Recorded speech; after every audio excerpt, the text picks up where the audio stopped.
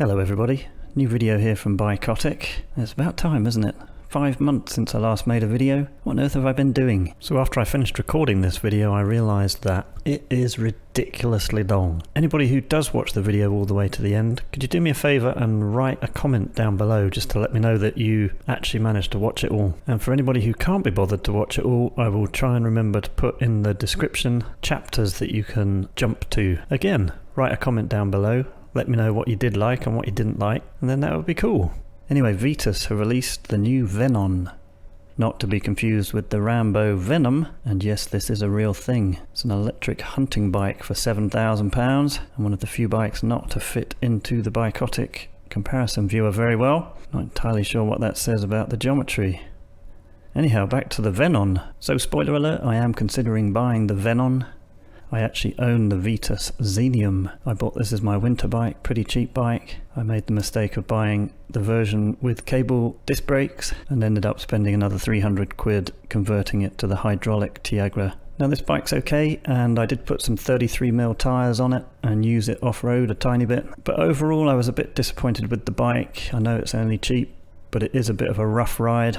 I also own the Vitus Mythique 29er, and I'm pretty happy with this bike. I enjoy riding it, it pedals uphill really well, and for the price I think this is a good deal. Mine's actually a bit newer than this one, mine's the 2021 version. So yeah, I'm thinking that the Vitus Venon is on my list. I want a bike that will effectively be my winter bike, which I can use on the road and then go off-road a little bit. So can the Venon do that? Well, if we go to the Vitus website, let's have a look at their marketing blurb, see what they say about it. So it's built to blur the line between road and gravel, 2 personalities. It's a chameleon. There's 2 flavours, and it's the best of both worlds. At the crux of this is that all the Vitus Venons use the same frame, all of them. Even if you buy the most expensive one or the cheapest one, you get the same frame, made of the same carbon. So something that's quite interesting I was looking at is I've starred some bikes in Bikotic. We've got the Diverge, we've got a couple of Venons, we've got the giant Defy, giant Revolt, Canyon Grizl, there's the aluminium Grizl, there's the aluminium Diverge, Endurace, the all-road Endurace, and there's a specialised Roubaix. And the interesting thing is if we sort by geometry formula, we can see exactly what Vitus have done. Because if you think of this as a spectrum, on the top left here we've got the Endurace, and this is popping up as our most, and it's quite a difficult thing to describe, but in previous videos I've called this side of the spectrum the hummingbird side, and then the other side of the spectrum I've called it the albatross. The point being that this side is more responsive, more, I don't want to use the word racy because these are obviously can be racy as well, but you know what I mean. And then this side of the spectrum is more stable, comfortable, especially on rougher terrain. So we can clearly see that we've got 4 endurance bikes, Endurace, Defy, Roubaix, and then right smack bang in the middle we've got the 2 Venons, and obviously they've got the same geometry formula because they've got the same frame. And then we've got a whole bunch of gravel bikes, Revolt, Diverge, Grizl. So it makes complete sense. The Venon falls squarely in between endurance and gravel. Kind of exactly what they say really, the all-road. But I'm not going to make a new category called all-road. I'm just going to call the road setup version the endurance version, and I'm going to call the gravel setup version the gravel version, because I like to keep things simple. So all this talk of bikes that can do road and gravel and have lots of tyre clearance, it's got me thinking. I think I can see a trend here. So back at Bikotic HQ, I've been designing what I think is going to be the next big trend. And here it is. This is the Bikotic Razzle. As you can see, quite sort of tarmac SL7-esque. / AliExpress, some might argue. But this bike has a major trick up its sleeve. On the one hand, we've got a pair of road wheels and tyres for all-out road blasting. But then, with a real simple swap of wheels, this bike becomes a fat bike. Boom! Not only that, this bike comes with the Bikotic Albatross 1x group set. Ooh yeah. So this bike is an absolute beast. Look at that. Great big enormous fat 5-inch fat bike tyres, huge amounts of clearance at the fork there, beautiful sculpted aerodynamic lines, internal cable routing to keep it smooth and aerodynamic. The seat post is aerodynamic and offers massive compliance for those huge boulders that you might go over, and at the back we've got masses of clearance again to get these 5-inch tyres in there. And then, as I said, we've got the Albatross 1x group set. There's the little Albatross there, you see. Beautiful. That comes with the 22 speed Albatross cassette. This is CNC machined from 1 diamond for ultimate performance. We've got the 8-tooth sprocket for the hardest gear. And then we've got the 82-tooth sprocket to get you up anything. You could get up a vertical wall with that gear. You could ride this bike on Mars. Look at that. Beautiful. Now if you'd like to have a play with this 3D model, I'm going to put a link to it down below. And you can actually do exactly what I'm doing here and have a look at it. So help yourself. Now there is only one slight problem that I can see with this bike. Got a slight catch with the Q factor. Currently you'd have to be John Wayne to ride this bike. But you know, that's a small problem, and we'll get that sorted out before I start the crowdfunding page. If you've got any ideas for some more Bikotic concept bikes that we could build, put a comment down below. Okay, so you probably came to this video because you thought I was going to talk about the Vitus Venon, so we better get on with it. So as we touched on earlier, all the Vitus Venons use the same frame. It's the SLUD carbon frame, super light unidirectional, and they've all got 45mm of clearance. And that's whether or not you buy the RS Road Setup Aero version, comes with deep section wheels and a 2x group set, or whether you buy the non-Aero Road Setup version, again with a 2x group set, or if you go for the GR gravel version of the Vitus Venon, that comes with a 1x group set and big fat gravel tyres. So just before we get stuck into the Venon range, let's compare it to some of its siblings from Vitus. I'm here in the Bikotic comparison viewer, bikotic.com, and if I click the bike finder and type in Vitus, let's choose some bikes to compare it to. And if we take the RS Ultegra Di2 version, and we can compare that to the Vitesse EVO and the ZX1 EVO, and we'll also compare it to a Substance, and that will then give us an idea of the geometry. So if we now click the start button, that isolates those bikes that we just selected. So if we click on the Venon, click on bike 1 to load it into that slot. Let's compare it to the Vitesse. Load that into slot 2, hit go. Now we can fade back and forth between the two bikes, like so. Look at that, they're the same colour. If we fade back and forth, we can see straight away the differences in the geometry here. And if I just zoom in at the front, we can obviously see it's a bit higher at the front, is it? It's actually not much higher, but because it's got these spacers in, it feels quite a bit higher. If we look down here, it is 13mm higher. We do have a slacker head angle, effectively pushing the front wheel out like that. And the chainstay's 10mm longer. Then how about if we compare it to the ZX1? So this time we'll click on the ZX1. We've already got the Venon in bike slot 1, so bike slot 2, hit go. That's loaded up the ZX1 EVO. And if we compare back and forth now, again you can see the differences there. Very similar to the Vitesse. It's basically just a more aggressive aero profiled bike. Okay, so if we then compare it to the Substance, which is Vitus's dedicated gravel bike, if we fade back and forth, so this is quite interesting. Clearly the Substance has a higher stack, clearly has longer chainstays, but actually front center it seems a bit longer on the Venon. But overall the wheelbase of the Venon is 5mm shorter than the Substance. New feature in Bikotic is if you click the V key on your keyboard, you can actually change it to a wipe, so that's a vertical wipe, so you can sort of isolate areas to compare, or if you hit the H key you get a horizontal wipe, which is quite useful for looking at the wheelbase of bikes to see how they compare. F key to get back to fade. Okay, so we've looked at the 3 different types of Venon you can get, and that's the Aero, the normal road setup without the Aero wheels, and then the GR gravel version. But obviously there's lots of different price points that you can choose from, and if you go to the Vitus website and you sort by price, this is how they will line up, and you can see straight away which ones are the Aero bikes, because they've got the grey background where they didn't have the bikes to photograph them. But actually it's easier if we reorganize into the different categories like this, and the top row is the aero bikes, the middle row is the normal road setup, and then at the bottom we can now see that there's 3 gravel bikes, and then you can also buy just the Vitus Venon frame on its own. So the aero bikes range from £4,699 down to £3,899, all 2x group sets, SRAM Force, Ultegra Di2, SRAM Rival, and 105 Di2.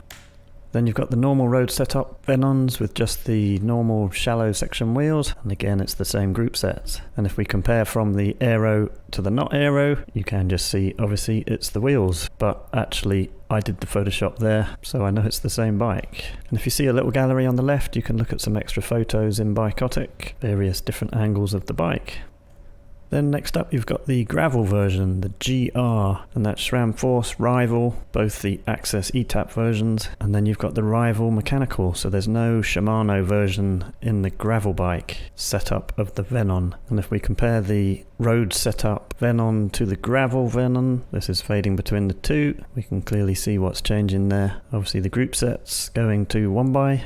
Actually the gravel's got the deeper section wheels that were on the aero version, the Primavera 44s, and obviously has a bigger set of tyres on it. We can see that the road setup version has the, I wrote it in the comment here, it's the Primavera Aero carbon handlebar, and then the gravel version has got the Prime Aura Aero handlebar. You can see that they flare out there. There's also a top down of the handlebars. You can clearly see the gravel bike bars flare out. I think it's a bit of a shame that the handlebar tape wasn't put on particularly nicely. I think it's fair to say. I think we could have done a better job there, guys. Now obviously if you come to bikotic.com you can compare all the bikes back to back. So you might want to compare the top of the range gravel bike to the cheapest version, which has the mechanical group set, and you can fade back and forth like that. And actually we do see quite a big difference here that maybe you wouldn't actually think about unless you came and did this at Bikotic. As you can see, the expensive version comes with a 44 tooth front chainring and the 1044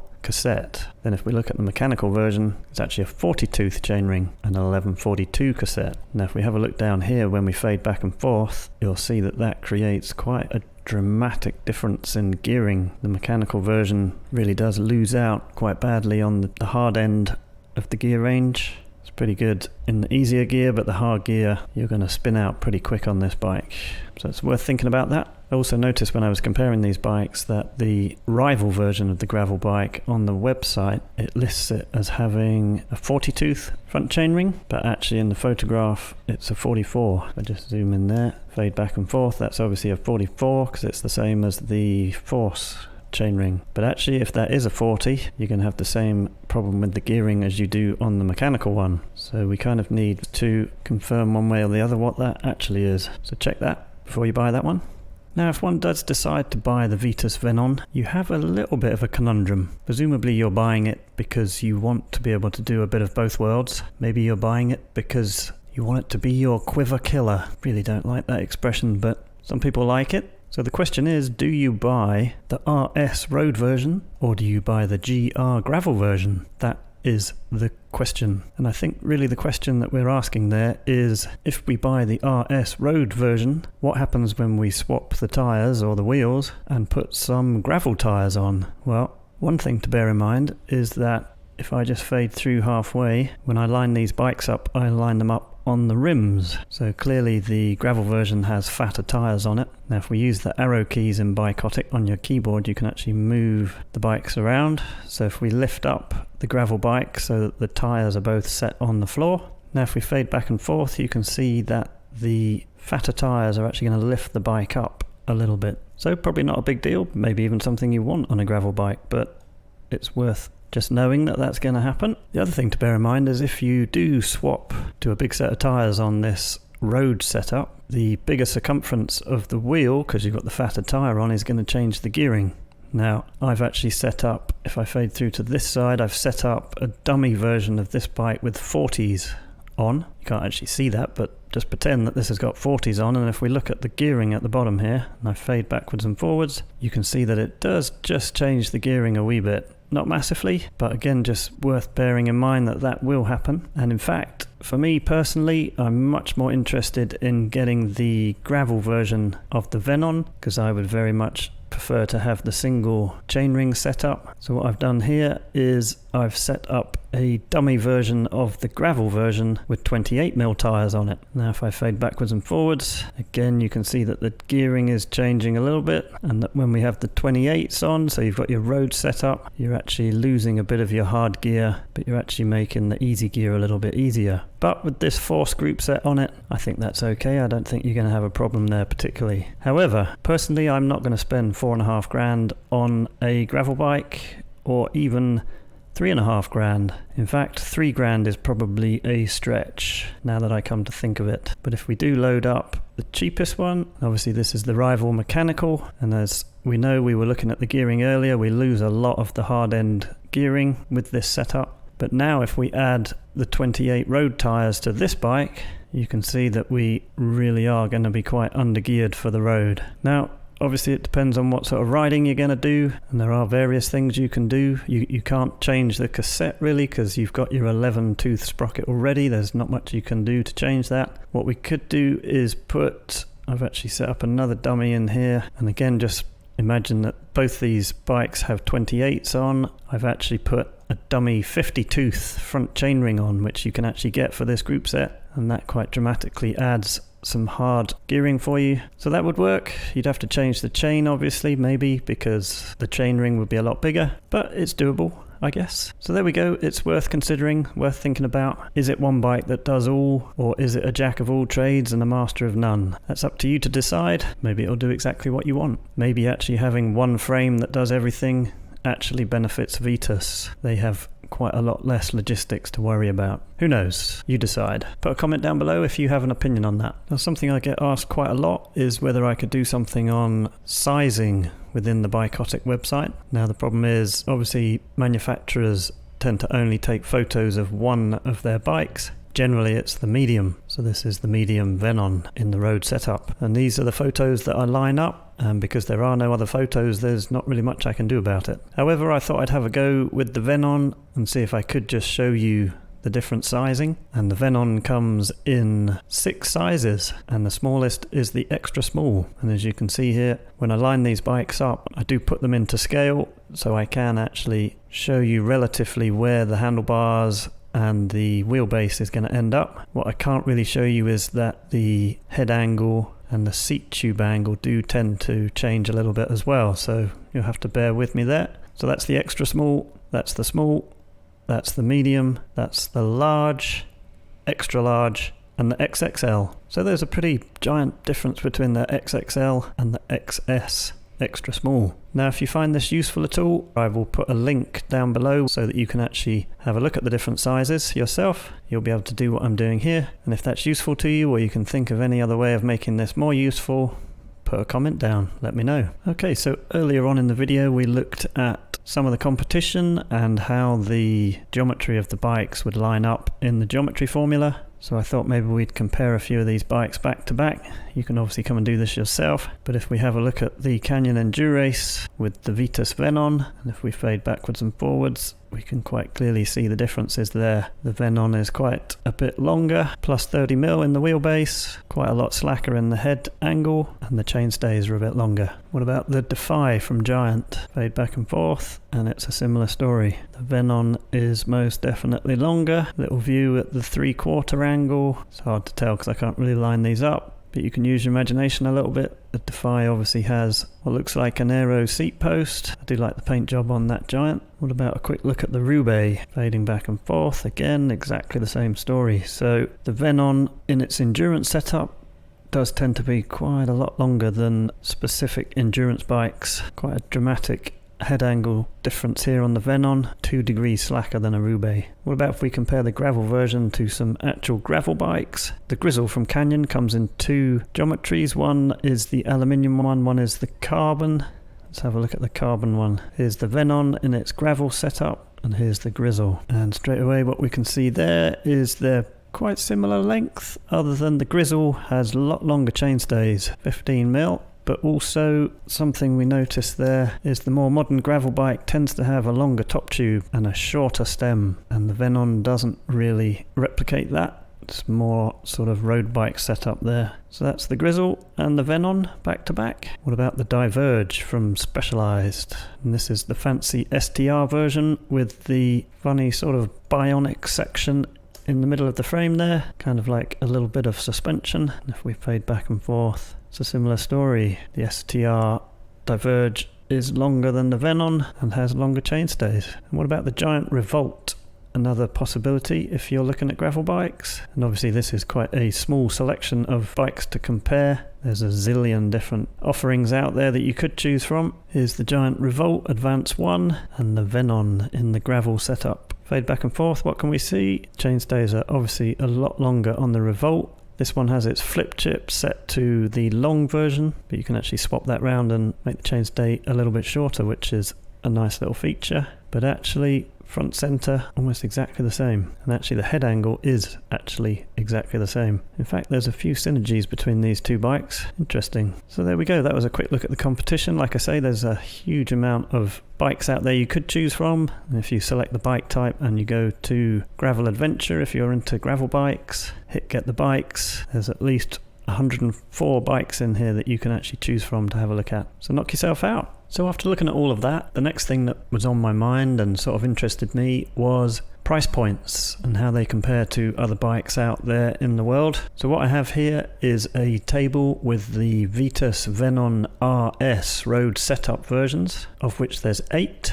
If you include the aero versions and the non-aero versions. And this was just for the endurance side of things. So we've got the Canyon Endurace, the Range there, the Roubaix from Specialized, and at the moment on their website there's only a few of those. Then we've got the Synapse from Cannondale, and then the Domane from Trek. Hundreds of Domanes for sale. So I've put those all into a table with their prices, and then we'll sort by price. So the cheapest bike you can get is the Synapse 2 from Cannondale. And there's actually quite a few bikes under £1,000 there, so that's quite cool. And then if we sort it the other way, the most expensive bike is from Trek, and it's the Domane SLR9, closely followed by the S-Works Roubaix, and boy are those expensive. So let's sort them back the other way, and for me personally, I'd want to be looking around the £3,000 point, and bear in mind that all these prices I entered around the time I made this video. They do seem to change all the time, especially at the moment. Last year they were all really high, and now they seem to be coming down a bit.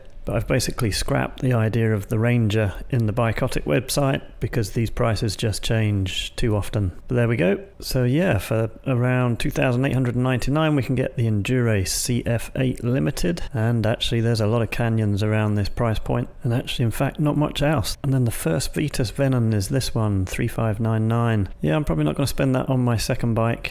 So that counts me out of the Vitus Venon endurance side of things. Like I say, it would probably be one of these Canyons around here that I'd be looking at. But as ever with these things, you have to pick your own price point and come and have a look. What I will do is put a link to this down below so that you can come and actually look at this data yourself. So next up, I thought I'd look at the gravel side of things. I put in the Specialized Diverge, the Vitus Venons, of which there's only 3, the Canyon Grizl, the Trek Checkpoint, and there's one Cannondale Super 6 EVO SE, and then the rest are Topstones, and there are a lot of Topstones. There's some Neos in here, which is actually the electric version of the Topstone. In fact, there's lots of those. But there we go, that's a pretty good selection of prices. And again, if we sort that by clicking on price, the cheapest gravel bike in this bunch of bikes is the Cannondale Topstone 4. If we sort it the other way, the most expensive is the Specialized S-Works Diverge STR with the fancy bit in the middle of it. 13 grand.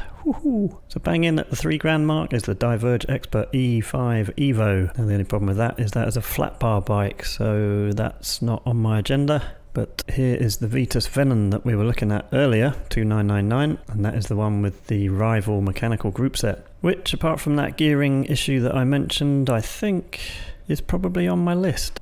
But I've been doing a little bit of looking, and I actually think that the Canyon Grizl CFSL8 1x is something I'm quite interested in as well. And that's this bike here, coming in the rather fetching dried kelp. I quite like that colour. $2,899, and can you believe it, Canyon actually have it in stock, which actually anybody who's been trying to buy a Canyon just lately will find quite surprising, because generally they're out of stock. But I think that's a good looking bike.